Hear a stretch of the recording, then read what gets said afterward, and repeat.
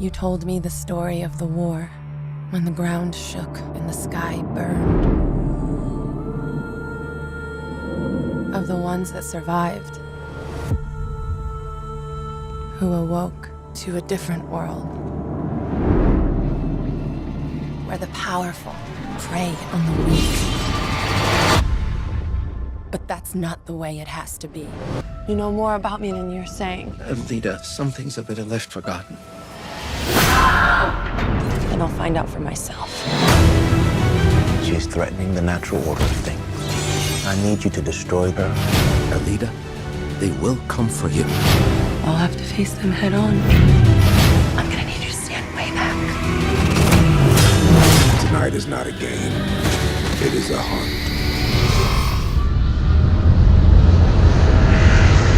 Welcome to New Zealand, best known for Peter Jackson, Lord of the Rings, Hobbiton, Mount Victoria, the kiwi, the bird, not the fruit, sheep, Once Were Warriors, rugby, and of late, the home of one of the best digital studios working in Hollywood. Or should I say, Wellywood, which is the common name for the country's capital when it comes to the footprint left by Peter Jackson's Weta Digital and Weta Workshop. Based in Wellington, Weta Digital began in 2007 to create the effects for Jackson's Heavenly Creatures, and went on to create the effects for a massive number of films, most notably the Lord of the Rings trilogy, the Hobbit trilogy, King Kong, Avatar, The Jungle Book, and now James Cameron's long-awaited Alita Battle Angel, directed by Sin City and Desperado director Robert Rodriguez. For those not in the know, Alita Battle Angel is based on the manga comics by Yukito Koshiro, which tells the tale of a female cyborg named Alita, who is found destroyed and discarded by a cyborg scientist named Dr. Ito. Alita is brought back to life with a new body, but suffers from amnesia. Slowly, her memories come back and she realizes her true nature, while navigating the perils of life in a dystopian future world where nearly everyone is cybernetically enhanced and danger is at every corner. I'm here to talk to Rodriguez, as well as producer John Landau, Weta Digital's senior visual effects supervisor Joe Lettieri, and two of the key cast members, Rosa Salazar, who plays Alita, and Christoph Waltz, who plays Dr. Ito. But that's not all. I'm also going to suit up in a mocap suit and find out what it's like to be a cyborg in the immense digital world of Alita Battle Angel, as created by Weta Digital. What is it about Alita for you guys that makes you invest in it personally? You know, what makes me invest in the movie are the themes that Koshiro wrote and Jim has woven into the script. A theme of self-discovery, a theme of reminding people that inside of each of one of us is the ability to make a difference. That's what movies are about. You leave the theater with a theme and you leave the plot at a theater. Yeah, I love the idea that there's a character who is human but unique and has to find both that strength within herself and how she fits into the world around her because of that difference.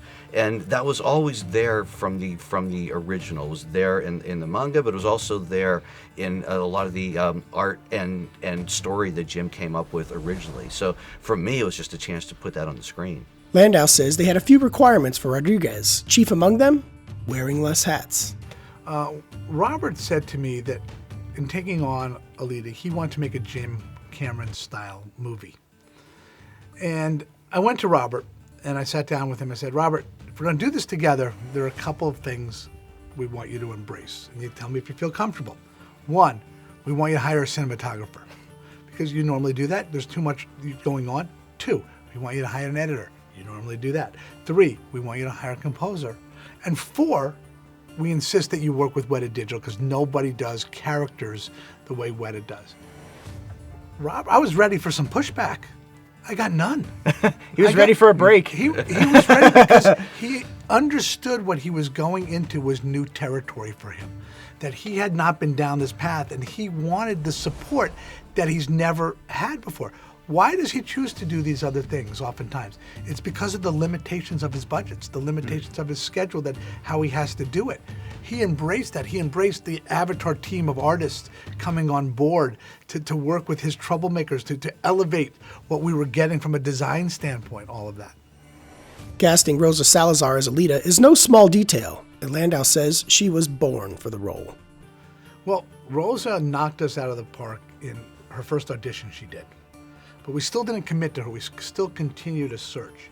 And then we did what I call an old-fashioned screen test on a soundstage, real cameras, Rosa, 2 different actresses in the same day, and stood them up side by side across 6 scenes in the movie. Wow. That ranged the whole span of emotion and emotional growth that Alita goes through. And Rosa made us cry in what she did. Wow. And she was able to do each of the different parts with the same veracity to bring to it. And we just said she was born to play this part. One concern is whether Alita will please both hardcore fans of the manga as well as general audiences, but Landau is confident they've properly addressed that. Well, the first thing for the hardcore fans is the commitment we made to Koshiro, that we were not going to Hollywoodize his IP. We were going to do the cinematic version of it. That's the way to please those fans. How do we get new audience? By a Jim Cameron script, by Jim Cameron's style, story, and characters that Robert has come in and nailed from a directing perspective. So we're giving the fans what they want, and we're giving traditional movie audiences a character they can relate to in an extraordinary world. You go in there, you race, you win, you come back right here. And you wear all of these pads. Remember, if you wreck this body, I can't fix it. Yes, I know. I also sat down with Rosa Salazar and Christoph Waltz and had the chance to pick their brains on Alita, specifically what they thought Rodriguez brought to the table as a director. He brings his entire career of making films from a grassroots beginning, knowing every single thing about the technology we were using, someone who on the day would be like, I have to restrain myself from touching the camera. He's someone who has done everything, who is used to doing everything on his films, who has such an education, who is intensely capable and incredibly intelligent, but who also hasn't lost that joy for filmmaking and the creative spark. He still has that childlike joy. He still has that childlike excitement when it comes to making films, and it's infectious. And Christoph, you've worked with so many great directors. What is it like for you working with Robert? That may be different from some of them, or something that you picked up on that says, well, they're this all is different great. from each other, of course. Otherwise, we'd only see one movie. And Robert is very quiet. He has it all inside of him, and as long as it goes the way he sees it in his head, he hardly ever interferes. He's, a real director. He's not a coach. For Salazar, there was no apprehension in taking on the role of Alita. She says that she was more than ready for the challenge. The pressure, I never felt that. These are all things that really get me going. Those are all things that excite me. The responsibility of carrying something. I'm not doing it by myself. Right. But what excited me about the project is obvious. It's working with Robert. It's working with a script that was written by Jim. It's working with John Landau, one of the greatest producers to ever produce. It's the cast that is, there's no better supporting cast. We're all doing it together. I think you should ask that question to Weta. Weta, they have a tremendous responsibility to make Alita work, as you said. We all did, but it didn't feel like, this is, oh no, it felt like, okay, I'm ready for this. I like this. I want to do this.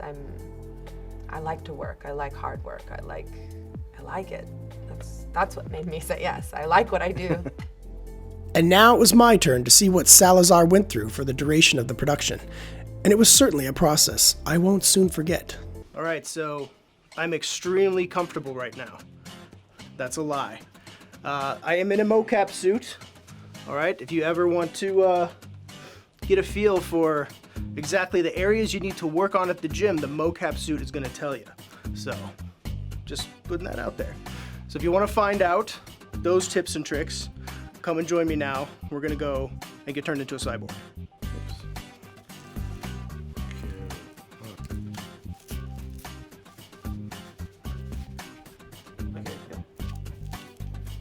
All right. Hi, Paul. All right, hey Jack. Welcome to the scaling volume. Okay. So, before we get started, I've got to ask you a question. Okay. Would you like to be Romo or Messiano? I'm gonna go with Romo. Yes? All right, good choice. All right.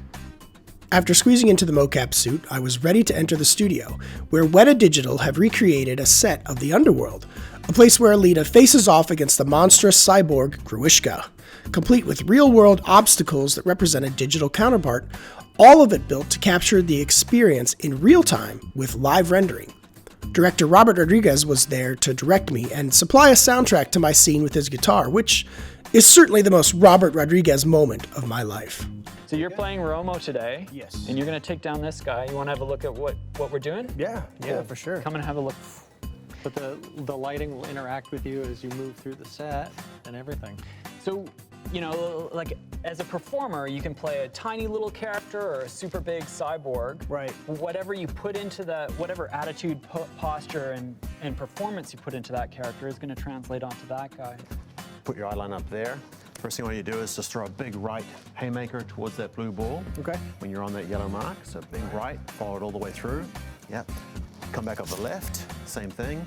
Boom. Nice. Big and open. I think you reach out to him. Nice. On the Cool. score live, so you have some music. That's at least. awesome. I feel like you're in the movie. This is so surreal. This is amazing. You're gonna see that suit kind of goes away. You're gonna be that character now that's in your head. Nice. Use that swagger And action. So we're stalking. We're stalking.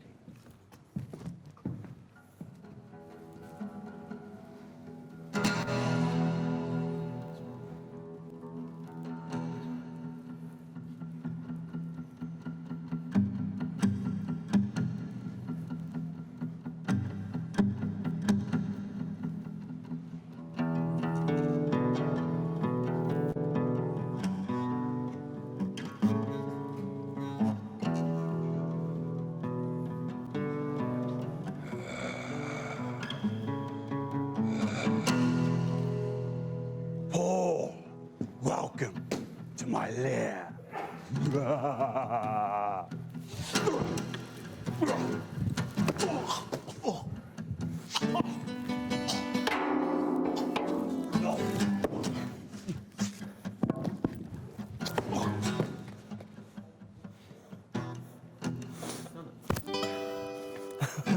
Dude, that's excellent. Beautiful.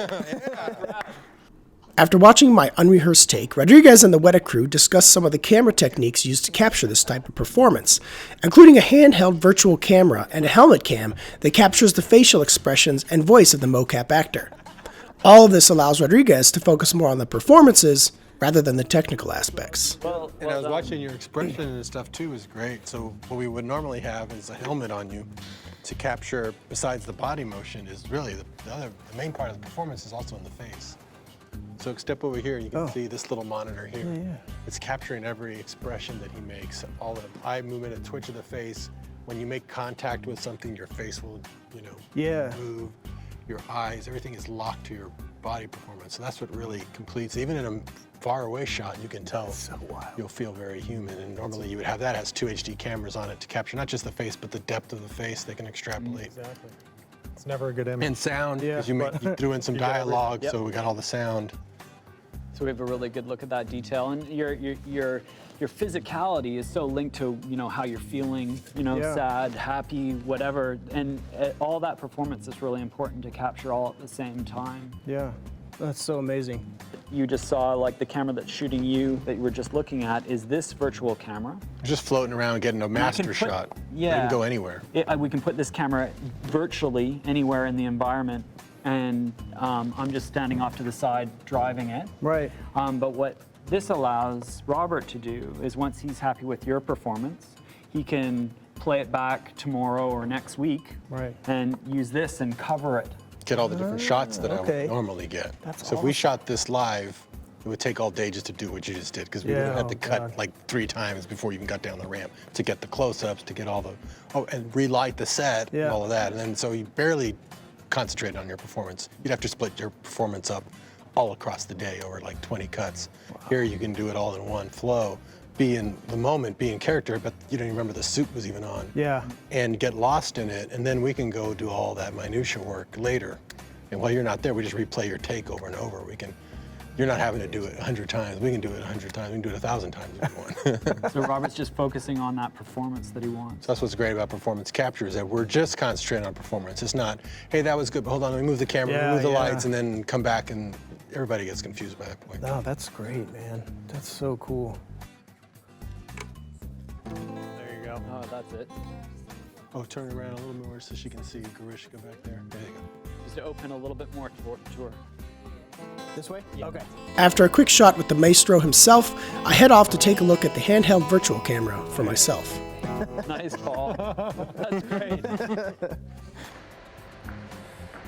All right, so what we're going to do now is we're going to take a look at the virtual camera. I'm actually going to pick it up and I'm going to walk around with it so we can see how Robert Rodriguez used it on set to make Alita Battle Angel come to life. So let's get into it. Hey, Paul.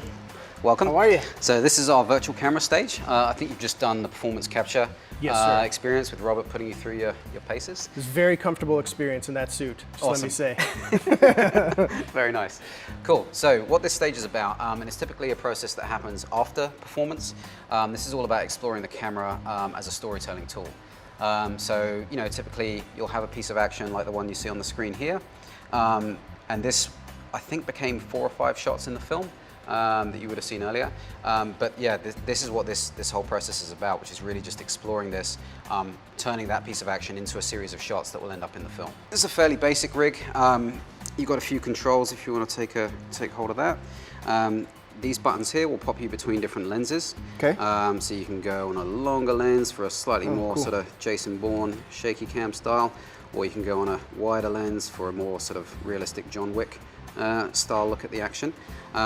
This will take you left and right. This is just to help. You can also move around the space yourself, and this will take you up and down.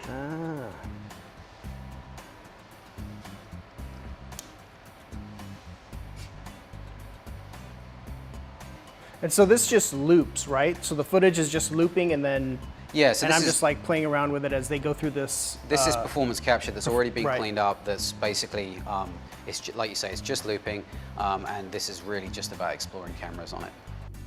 Having seen the film for myself, I can say that Alita Battle Angel is nothing short of a technical marvel. But beyond that, a true revisit to the early era of James Cameron films with the beats and style that Rodriguez is known for. Regardless of how it fares at the box office, Weta Digital has put their heart and soul into the film and, as demonstrated here, evolved the way we make films another step further. It's now up to you to decide if it's a trip worth taking. Personally, I hope we see her return to the big screen many times over, and Landau says that Cameron certainly began with that in mind. You know, I think Jim, when he was writing the script originally, saw the potential for additional stories. And he worked out a character arc of her character across additional movies. Why? Not because he had the hubris that we'd be making those movies, but by defining where it might go, it helped him define where her character was in the first movie. To give that a foundation that is plausible, because he needs that. Robert needed that, and Robert embraced that in making the movie. However, Christoph Waltz cautions that we shouldn't be too quick to jump into that boat. Let that happen first. Let's talk about it after. And that's a wrap from Wellington, or should I say Wellywood. But before I go, no trip to New Zealand is complete without those gorgeous mountains, roaming sheep, and wind that will knock you on your ass. Boomrock, take it away. I'm Paul Shirey with JoBlo.com.